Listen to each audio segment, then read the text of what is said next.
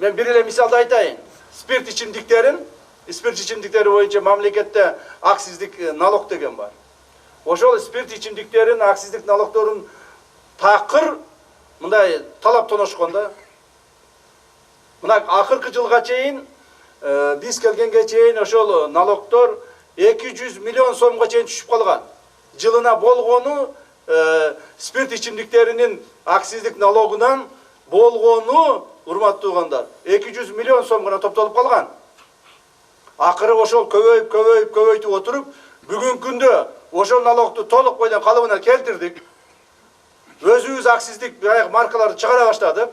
Бүгүнкү күндө 200 milyon топтолгон аксиздик марка 30 миллиардга чейин чыгып атат.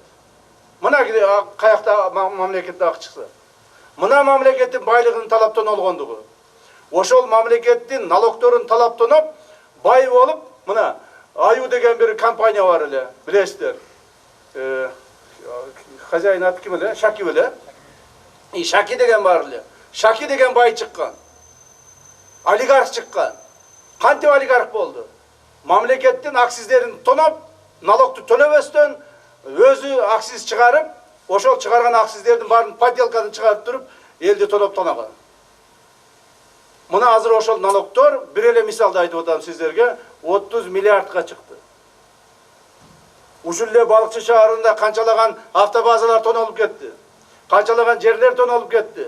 Бардыгын жеке адамдар өздөрүнө өткүзүп, өздөрү үчүн иштете баштады. Так, азыр мен мунун списогун сиздерге окуп берсем, uzun список болот. Бирок Балыкчы шаарында дагы көптөгөн мал мүлктөрүн толоп кеткендердин бардыгын мамлекет кайтарды. Ушунун бардыгы, ушул жумуштардын бардыгы урматтуу угандар, менин жеке көзөмөлдүн алдында жүргүзүлүп атат. Ошондуктан президентибиз эмне кылды? Президентибиз ошондуктан айтты, андай ушундай талаптоноо көп болуп кеткен болсо, ушуларды кайра чогултуудагы чогулган акчалардын бардыгын биз стабилизациондук фондго, то есть турукташтыруу фондуна чогултайлы деп президентибиз ушундай тапшырма берди. Ошонун негизинде мына стаб фонддон эле жылына, мына акыркы быйылкы эле жылы bir 50 миллиардтан ашык акча мамлекеттеги ушул эл журтубуздун, район, шаарларыбыздын керектүү жерлерине жумшалып атат. Мына финансы каяктан чыгып атат жана каякка кетип атат. Мунун ар бири депозиттик счетко топтолот акчалар, же болбосо ГАУГдин спец счету бар, ошого топтолот. Ошол жерден президенттин гана, жеке президенттин гана буйругунун негизинде акчалар бөлүнөт.